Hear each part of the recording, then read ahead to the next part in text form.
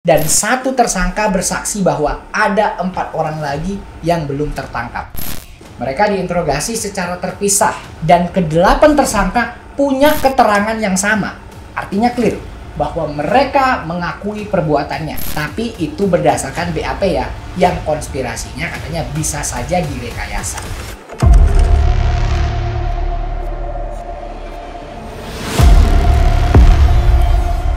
Hai semua, makasih udah nonton, semoga dalam keadaan baik.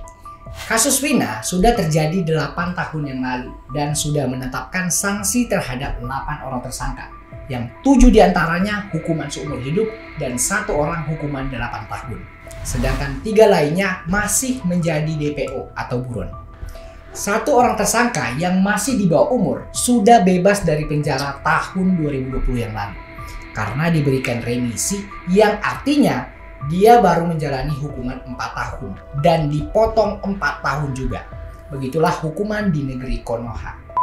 Banyak sekali kejanggalan pada kasus Vina kali ini.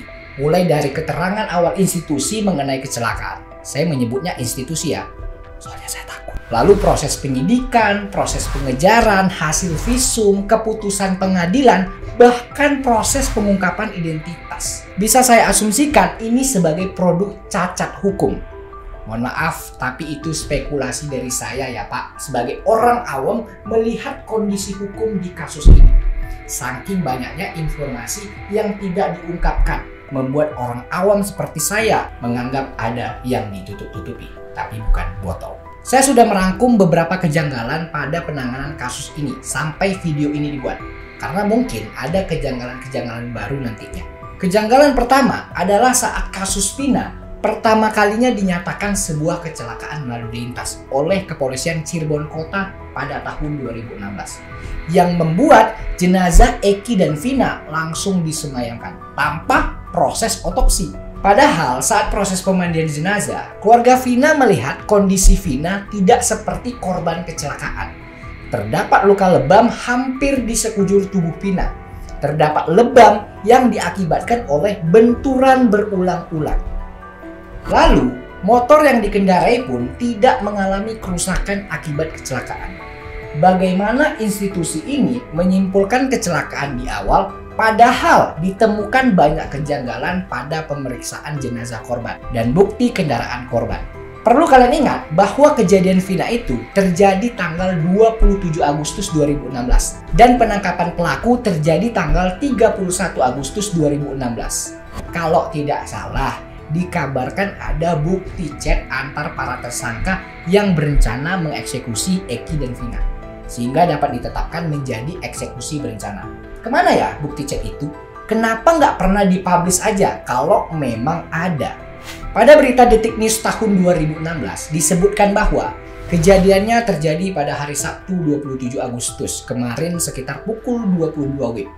Mereka ditangkap oleh Satres Narkoba Polresta Cirebon, ujar Kabid Humas Polda Jawa Barat Kombes Pol Yusri Yunus melalui pesan singkat Kamis. Berarti pelaku ditangkap oleh resort narkoba, bukan resort kriminal.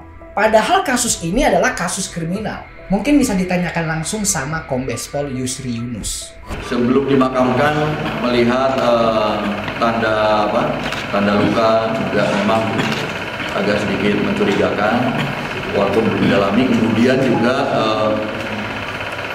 informasi yang datang ke TKP sana. Dikatakan bahwa awal penangkapan terjadi karena kecurigaan kepolisian terhadap jenazah korban, lalu melakukan penyelidikan lebih lanjut dan menetapkan kasus sebagai korban eksekusi. Kemudian menangkap pelaku berdasarkan pencarian dan kesaksian seorang penjual sate, bahwa penjual sate ini melihat ada sekelompok geng motor mengejar korban Eki dan Vina saat malam kejadian dan memberitahukan kepada polisi bahwa para pelaku sering nongkrong di warung Bu Nini. Lalu Kepolisian Cirebon Kota kemudian menangkap pelaku di warung tersebut dan menjelaskan bahwa mereka sedang mabuk habis minuman miras. Lalu mereka dibawa ke kantor polisi dan diinterogasi. Polisi menerangkan di BAP bahwa mereka mengakui perbuatan eksekusi. Keterangan ini kemudian menjadi kontroversi sekarang dan menjadi kejanggalan kedua setelah kuasa hukum 5 tahanan yang masih di dalam penjara menyangkal keterlibatan kliennya dalam peristiwa tanggal 27 malam tersebut.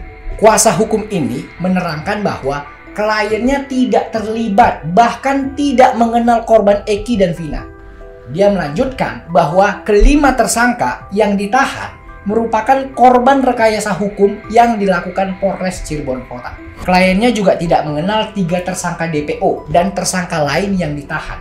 Di malam kejadian, klien kami bersama teman-temannya itu sedang berada di sebuah gang di depan rumahnya Ibu Nining. Mereka adalah para buruh kasar, pekerja bangunan yang tidak ada hubungannya dengan geng motor. Dan di malam itu, karena mereka terdengar agak gaduh suaranya oleh pemilik rumah Ibu Nining, mereka disuruh untuk meninggalkan tempat.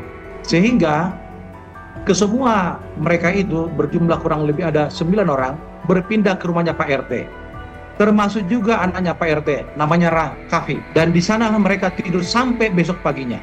Tidak hanya itu, salah satu tersangka yang sudah bebas bernama Saka Tatal juga memberikan keterangan yang sama, bahwa dia tidak terlibat dan tidak mengetahui korban dan 3 tersangka DPO. Ia juga merupakan korban salah tangkap yang dipaksa mengakui perbuatan yang tidak ia lakukan. Pas baru nyampe mau nganterin motor udah ada polisi.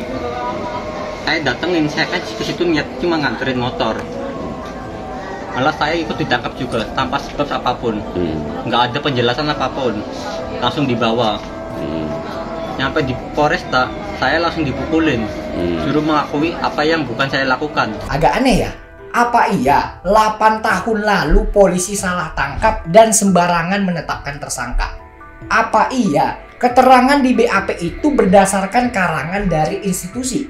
Kalau iya kan jadi Sambo Jilid 2. Tapi perlu diingat, keterangan kuasa hukum bisa saja jadi alibi untuk meringankan tersangka yang masih ditahan. Tidak ada bukti kuat dari kuasa hukum untuk membantah keterlibatan kliennya. Jadi ini masih berupa spekulasi dari kuasa hukum dan kliennya. Mengingat ini mungkin kesempatan mereka untuk menyalahkan kepolisian dan memperoleh simpati dari masyarakat. So jangan mudah untuk dipercaya. Karena aneh kan, setelah 8 tahun berlalu dan kembali viral, baru mereka menuntut hukuman mereka bermasalah. Kemana aja 8 tahun ini tidak menuntut kasus ini? Oke lah, anggap ada upaya orang dalam atau orang yang punya jabatan menutup tuntutan mereka. Tapi apa mungkin dari 5 tersangka tidak terlibat sama sekali?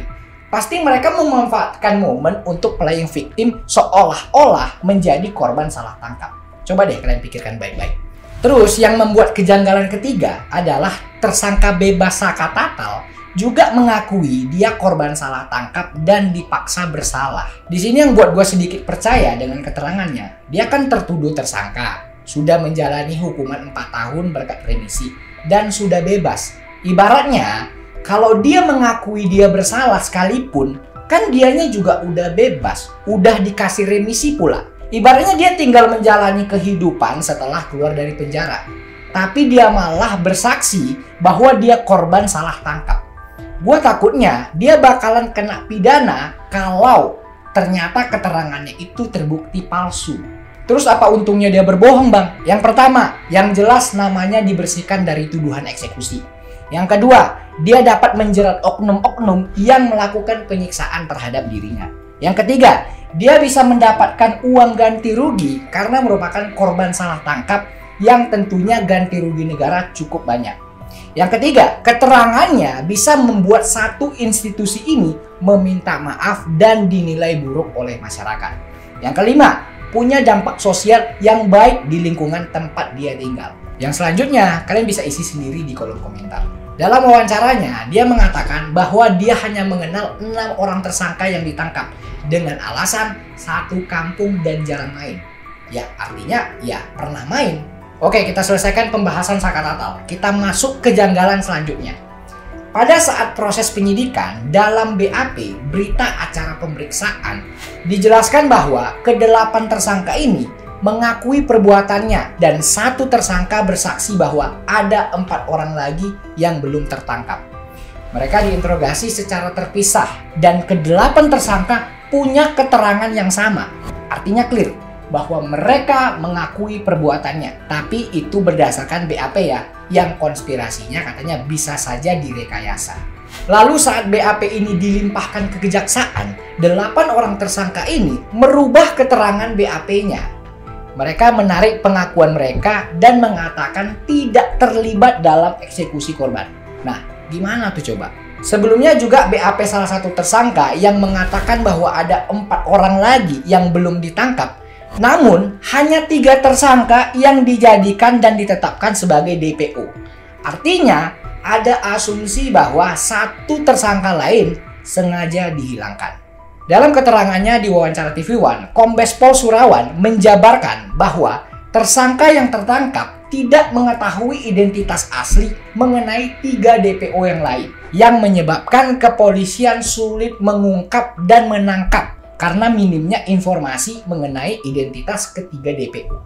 Sedangkan teroris aja, kita bicara teroris, yang bahkan sulit mengetahui wajah dan keberadaannya bisa dilacak dan ditangkap melalui sketsa dan badan intelijen. Kita tentunya bertanya, mengapa sulit menangkap pelaku padahal punya rantainya di dalam tahanan? Kemudian Kepolisian Jawa Barat merilis identitas tanpa menggunakan foto pelaku dan hanya berdasarkan ciri-ciri fisik. Menurut Bang Hotman, dalam berbagai kasus yang tersangkanya DPO, sebagian besar dari DPO pasti menghubungi pihak keluarganya. Mengapa kepolisian tidak melacak atau memantau pihak keluarga untuk mendapatkan informasi pelaku yang sudah 8 tahun menjadi DPO? Kecuali memang pelaku lainnya itu nggak pernah ada. Lalu kita masuk di kejanggalan hasil visum. Pada hasil visum tubuh Vina, ditemukan adanya sperma pada bagian tubuh Vina, yang artinya Vina dirudal paksa oleh tersangka. Namun, pada putusan pengadilan tidak terdapat pasal rudal paksa yang dikenakan ke tersangka. Mereka hanya dikenakan pasal eksekusi berencana dengan hukuman seumur hidup. Padahal, kalau pasal rudal paksa diterapkan, mereka bisa saja mendapatkan hukuman berlapis dan dikenakan hukuman matot. Kan aneh ya? Padahal hasil visum merupakan bukti kuat, tapi malah tidak digunakan untuk mendakwa tersangka. Dalam keterangan Kombes Pol Surawan, ia menjelaskan bahwa Polda Jabar pada waktu itu tidak menuntut pasal rudal paksa dikarenakan tidak adanya pengakuan dari para tersangka adanya tindakan rudal paksa. Bagaimana bisa polisi mempercayai pelaku yang bersalah, sedangkan mereka bisa membuat pernyataan alibi atau membohongi penyidik agar tidak dikenakan hukuman lebih berat? Jadi ini pernyataan yang justru dapat mempertanyakan integritas kepolisian. Dalam dunia hukum, barang yang paling merusak hukum adalah kesaksian pelaku. Bagaimana bisa institusi menetapkan sebuah pasal hanya berdasarkan keterangan tersangka yang tertangkap dan terus beralasan bahwa mereka tidak mengakui, mereka tidak mengetahui, mereka bla bla bla bla. Bagaimana proses penyidikan dilakukan dengan cara seperti itu? Lalu hasil visum pada air mani yang ditemukan juga tidak dilakukan tes DNA untuk mengetahui pelaku mana yang melakukan rudal paksa. Jadi sangat aneh sekali. Tapi perlu dicatat ya, pada saat kasus Vina 2016 ini tidak ditangani oleh jajaran Polda Jabar yang menjabat sekarang. Jadi Kombes Pol Surawan juga baru mempelajari kembali kasus ini. Tidak relevan rasanya kalau kita menjustifikasi Polda Jabar yang sekarang. Ada sebuah website berita yang judul artikelnya Fakta Kasus Vina Cirebon. Cek fakta nama Kapolres dan Kapolda Jabar dari tahun 2015 sampai tahun 2024. Mungkin buat kalian yang penasaran dengan jajaran yang menangani kasus ini, bisa cek artikel yang udah gua sematkan di kolom komentar. Mengingat kasus ini sudah lama dan ditangani oleh Polda Jabar yang baru, bisa saja kita mengasumsikan atau berprasangka bahwa ini bakalan sulit diungkap. Karena bisa saja bukti atau berkas yang ditangani oleh Polda sebelumnya hilang atau sengaja dihilangkan. Sekali lagi ini hanya asumsi ya. Lalu ada keanehan atau kejanggalan pada hasil visum dengan amar putusan pengadilan. Hasil visum menunjukkan bahwa tidak ada tanda luka tus pada bagian tubuh korban Eki. Sedangkan pada amar putusan dijelaskan bahwa korban Eki ditus berkali-kali. Seharusnya amar putusan kan harus berdasarkan bukti visum, bukan hanya dari keterangan di BAP. Jadi kayak ada teka-teki dari seluruh penanganan kasus ini.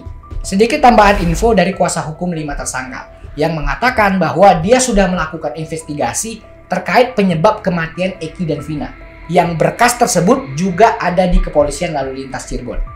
Yang mana dalam keterangannya dia menjelaskan bahwa motor yang digunakan Eki almarhum pada waktu itu menabrak marka jalan permanen. Dan di lokasi kejadian terdapat lampu penerangan yang di bawahnya itu dikunci dengan baut dan terdapat bekas daging di baut tersebut yang dia duga berasal dari salah satu korban Eki atau Vina. Jadi di sini dia berdalih soal kecurigaan mengenai kebenaran bahwa memang Eki dan Vina ini korban kecelakaan. Dia juga menambahkan bahwa terdapat CCTV di flyover Talun tempat Eki dan Vina ditemukan. Namun, kepolisian setempat tidak pernah mengecek CCTV tersebut. Padahal itu merupakan barang bukti paling penting. Begitu keterangan dari kuasa hukum 5 tersangka. Sedangkan pihak keluarga Vina dan kuasa hukumnya tidak mempercayai keterangan tidak bersalah dari kuasa hukum tahanan. Bagaimana mungkin para tersangka tidak bersalah, sedangkan pada keterangan BAP mereka mengaku dan menceritakan kronologi kejadian.